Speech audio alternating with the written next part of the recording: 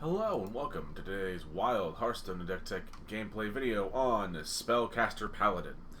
Caster Paladin basically uses not only the Libram package that you see here, as well as other spells of just general quality, kind of like Spike Ridge Steed, maybe a Seal of Blood in there, some quality city tax, basically a load of spells, and creatures that care about spells to sort of fight for board control early, to hopefully in the late game play some big old threats, whether it be, say, any of our giants for free, or maybe a light ray, and try and basically overwhelm them at the end with a big old board of big scary creatures.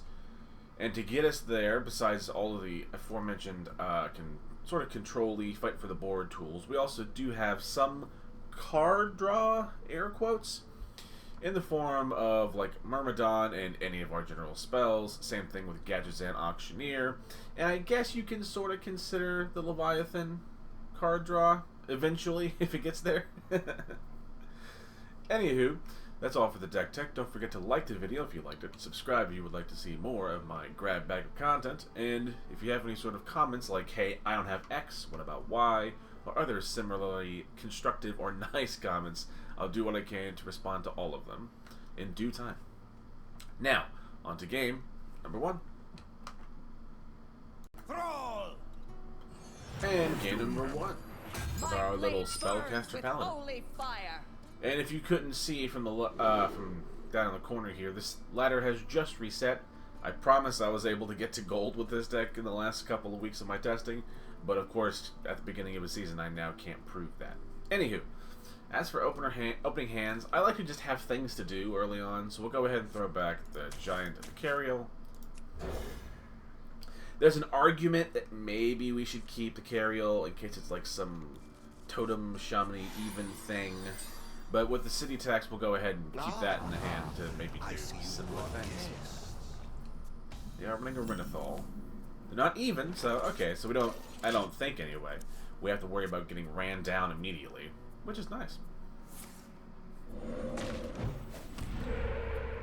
And they've done a whole whopping load of nothing, so we're just gonna have to continue our game plan before we try to respond to theirs. Now, one note about the quote, as I talked about them in the deck tech, the quote card draw engines. You don't need to be super liberal with every single one. This is gonna sound in my head like an obvious statement, but just be a little what's the word? Save the very last one of these effects, be it the Myrmidon or the Gadgetzan, for last, and when you will then need the card draw most. But early on, you can sort of just throw them away, air quotes, but don't, you know, don't be silly with it. Anywho, we'll go ahead and buff up and trade the Nimbus. Let's see. Add a random elemental thief. I mean, the only thing that I can think of with our opponent's deck so far is maybe some goofy Shutterwalk stuff. Okay, I was completely wrong. They just happened to have that. Now, I'm down for it. I'm down. We'll go ahead and play the Myrmidon. Of water shall fall to us. They sort of kind of have to answer it. I mean, they don't know that they don't really have to that much. Double the storm. But you could argue that. And that's, okay, this is an answer. I now no longer know what our opponent's deck is, though. Before I, like, sort of kind of had an idea. Now that's just all out the window. Man, we kept a really bad hand in hindsight now. Oh well, we'll go ahead and just hero power and buff up our creatures where we can.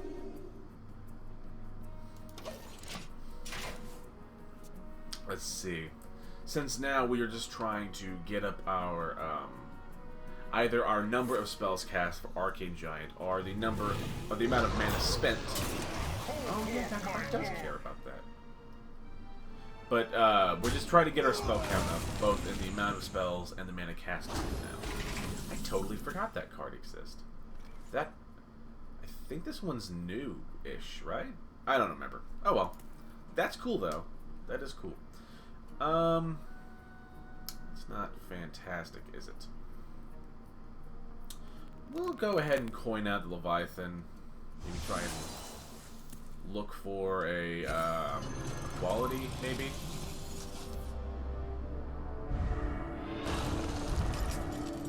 Go ahead and get rid of the bigger statted one. Hey, equality, nice. Now, not only if they go like terribly wide with a board, we sort of have the like panic button of equality and city tax now. Why is my computer dying? It doesn't usually do this. I apologize. Why would you? That seems a questionable choice, or seems like a questionable choice to run the fist and then like raw dog run cards like Forked Lightning. At least the invoked one's like a 5-cost spell. You know, you can make an argument for there's like some good, you know, hits there, but I would argue there is no such perks for that, but whatever. They did immediately, anywho, they did immediately get rid of the Leviathan, so it did sort of kind of gain us health in that those, you know, they weren't pointed at our face. Or the wolves weren't pointed at our face. Yeah, we'll do Truthseeker, sure. I'm going to throw the book at you. Yeah. Reporting for tier. Again, we're just trying to get our spell counter up, as you can see by the giant. And not to mention, a big old buffed up Truthseeker is just a big meaty taunt that will, again, sort of gain us life in a more passive sense. I think we're going to try and hold on to this Myrmidon as our sort of refill engine once we happen to run out. With a couple of back-to-back Libram of Hopes, which I consider as a sort of additional giant, if you think about it. Because not to mention, with all of the stat reductions, I think in this deck it can get down to, I think, 2 mana? Or something like that? Or only a couple mana anyway. It's a cheap, you know, 8/8, which is like giant stats, and also heals. Which I consider to be not that bad. Anywho, on to the original thing. That's a lot of damage.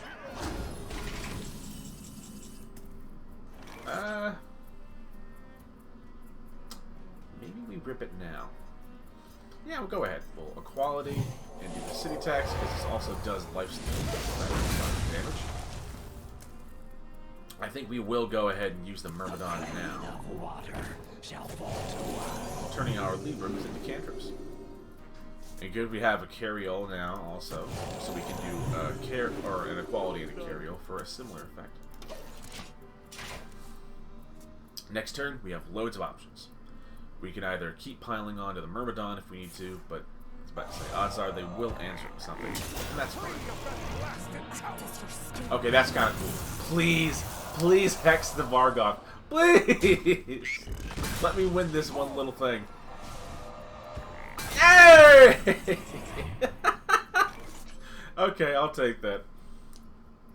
I'll take that. Anywho, back to our original plan. We're at 9 mana. What are we gonna do? I think it's gonna be a boring play, but we'll just leave him ourselves. And hero power. We did lose our Librams because our Myrmidon got hexed, which isn't great. But we're at the point now to where, I mean, we can kind of just play all the creatures anyway. Or all of our giants anyway. Both the Naga Giants and the Arcane Giants. So there's an argument to be made that... Pretty good. There's an argument to be made that their usefulness, besides like their raw stat potential, was coming to an end. God damn!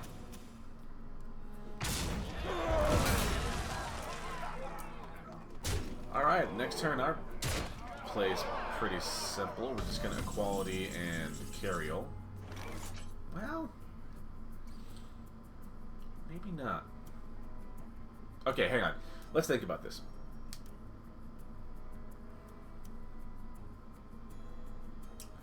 Need 5. Yeah, we'll equality and city tax actually this turn. Much the same reason. Also letting us get a big board for the giants. And this is the turn we talked about where in the end game, or the late game basically, after we've sort of controlled the board and done our thing, we can just sort of vomit out a big board. Now, there's a chance that Shaman can deal with this, but like they don't have clean ones. They don't have like your Twisting Nethers of the world. Or they just run at the scheme. Why am I not surprised? Yeah, I probably should have expected that. Credit given. Well, in that case, we'll go ahead and just play Hero Power, and now we'll do the Curial. Our hardships only strengthen our We shouldn't have been surprised that they ran like the one corner case card that absolutely boner zones us. I guess, what are you gonna do? But we're in a good spot. For the most part, we've largely controlled what I imagine we can sort of expect. Oh yeah, that's true. I had totally forgotten about the Galakron part of their deck. I think we're okay. That's more of a statement. It's fine. Let's do a Hero Power onto the Truthseeker. Cast him. Go ahead and Hero Power into the Totem, just to reduce what we have to worry about. $1 million question. I think he's invoked twice, so I think he's only going to summon a couple 2/1s, right? They're not to 5/4 status yet, I don't think. So I think our Truthseeker, as it sits right now, will be enough to deal with the rush. Let's see, it's our shot. Fuck me, I guess. Other at 4/4s? Okay. Not great, but also with the Earth Shock, even if my math was wrong, it kind of doesn't matter. Yeah, good. We're not in a great spot, I have to say. We'll live, but that's like not much of a comfort. Okay, $1 million question is, what do we do this turn? I think we have to leave him here to not die.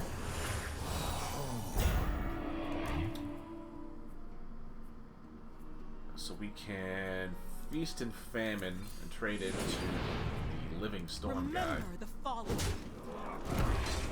Go ahead and just Blessing of Queens to just like fool them into fooling them into thinking we have some big scary threat. When we know we don't, but this is one of those we want to sort of hide information to our opponent. And to be fair, we didn't have that much else to do anyway. Another Forked Lightning. Our opponent's deck is all over the place, which I'm in it. I'm in for it. It does make it hard to make quasi-informed decisions. Anywho. Okay, we're in a bad spot. So that's why we're going to save our sort of our buffs on the next. I guess it'd be only Auctioneers left now in our deck. Effects to try and get some card draw back out of this.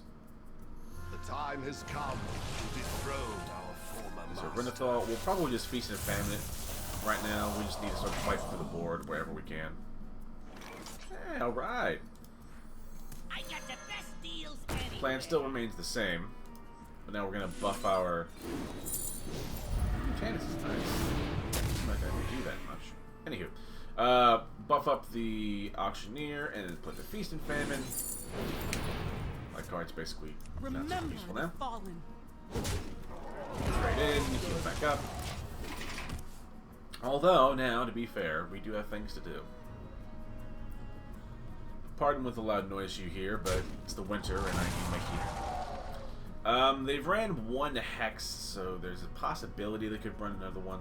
And to be fair, Hex is like a fantastic option for like some pretty budget removal. This deck is all over the goddamn place. Anywho, what do we do? The Light Ray's free, so that one sort of answers itself. We'll probably go ahead and Steed the Light Ray so they can trade and actually get rid of the Storm Blockers. We'll Hero Power and see which one we hit. All of our are fine, honestly. And now we're just trying to clear some board space. I don't want to attack. Yeah, the immovable object does sort of make the damage hurt a little less, but I'd prefer to just avoid the problem altogether, if at all possible.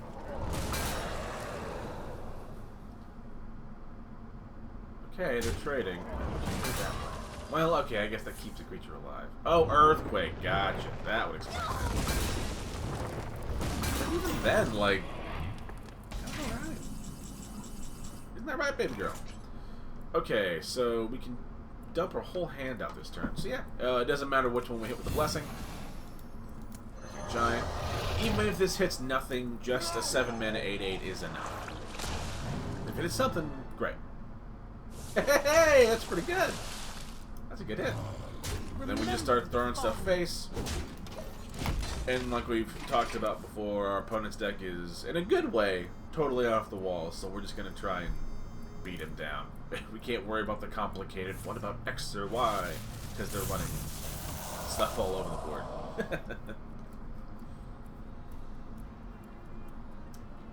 Alright. See what our opponent's doing.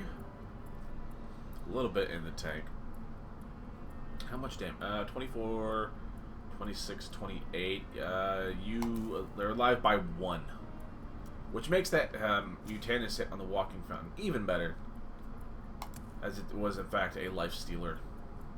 It would therefore make things a little bit more difficult. Okay, that's fine. I think they're still only at 35, so... I mean, they live for another turn, to be fair. Can't give them too much flack.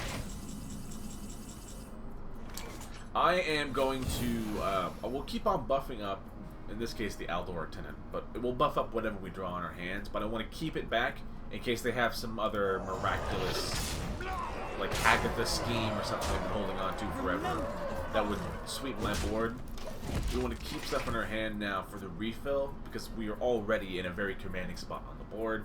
We don't need to over-invest in it and get, you know, hit by another sweeper or another hex, which we talked about earlier, and then just get totally ran down. We're in a good spot. We're threatening legal right now. Odds are we've got him. And we're just not going to be rude about it. We'll just end it now.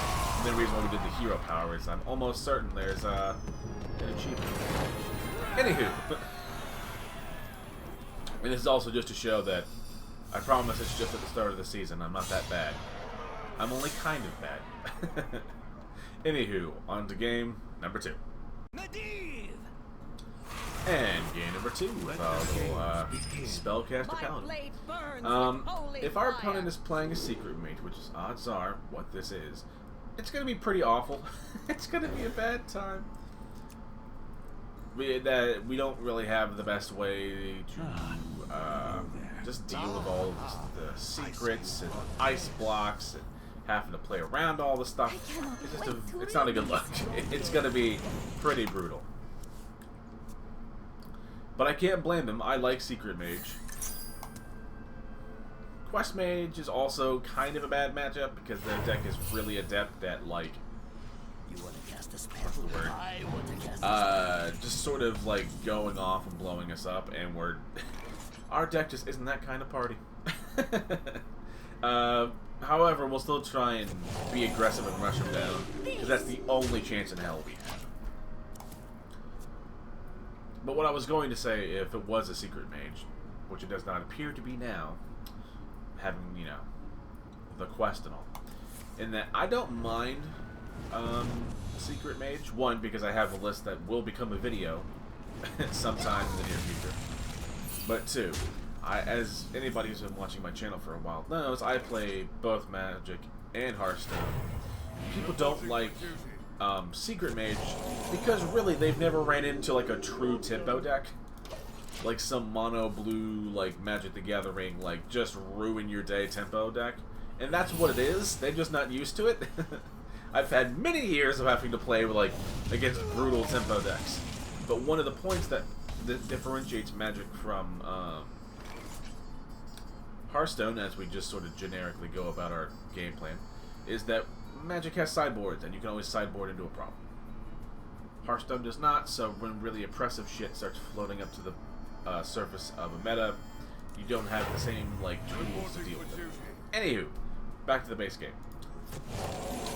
We're just gonna kind of, well, we're gonna keep on buffing them up, but I think we're gonna start using these Feast and Famines to like send damage up top. Because odds are we're just gonna get like comboed out anyway whenever they play their quest reward, then a load of parrots and a load of potions of illusions. We're just gonna die eventually if we don't like start making some shit happen. To be also for reference, I'll let them like get the loop off like maybe once, but like I'm not gonna sit here and let them go through the whole thing. Odds are, if you're watching my super small YouTube channel, you've watched your games or your waffles or your Mark videos, like you know what the combo does. I don't have to explain it. It basically, I don't have to explain it, but I will very briefly. They go about their general mage business trying to complete their quest to take extra turns and then loop them to get, I don't know if it's an infinite amount of turns, but a sufficiently large amount of extra turns. With cards like the, I think it's like Grey Sage Parrot that like repeats the last spell you've cast over like 5 cost.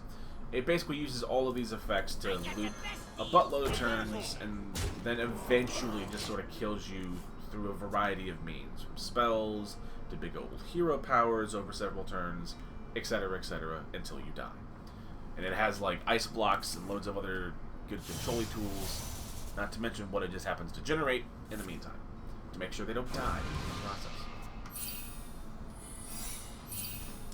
I would, oh no, that's an evocation. I was gonna say, that's probably their ice block, but that came from evocation. That's not fair. We'll go ahead and seal a blood on the big boy. Myrmidon was nice last turn. Oh, it's Netherwind Pool. Do I care about that? Yeah, I don't care about that. We'll go ahead and throw away the city tax. It's basically useless. We're just trying to push damage and hopefully kill her. And this method of winning against what is basically a combo deck, is what it is, honestly, is the same from both Hearthstone 2 Magic. If your opponent is like trying to get to the late game, either in a controlling sense or in a combo sense, like this, the only option you really have is to just try to run them down. Okay, he bothered to pop the shield.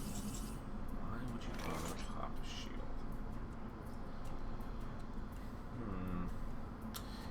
Okay, if it's a Flame Ward or a Vaporize, I guess we're cool with getting rid of the Silverhand Recruit. It's not. Good to know. Hang on, let's think about how low I can get this block pop. Get down to 7, brings him to 4, so we can pop him to 1. Myrmidon, then we hit with Light Ray, popping him at 1. He is at 6 of 8, so I guess maybe if he like gets lucky with Generation, I think he might be able to complete the quest next turn. But I don't think he can complete the quest and start looping next turn. That's the hope anyway. Anywho, Leviathan, find stuff to do next turn. Sure, Naga Giant, why not? Doesn't super matter because this is the important turn for when we have to play the aggressive deck, or just generally playing an aggressive deck anyway. Yeah, that'll do it. Maybe he can do it.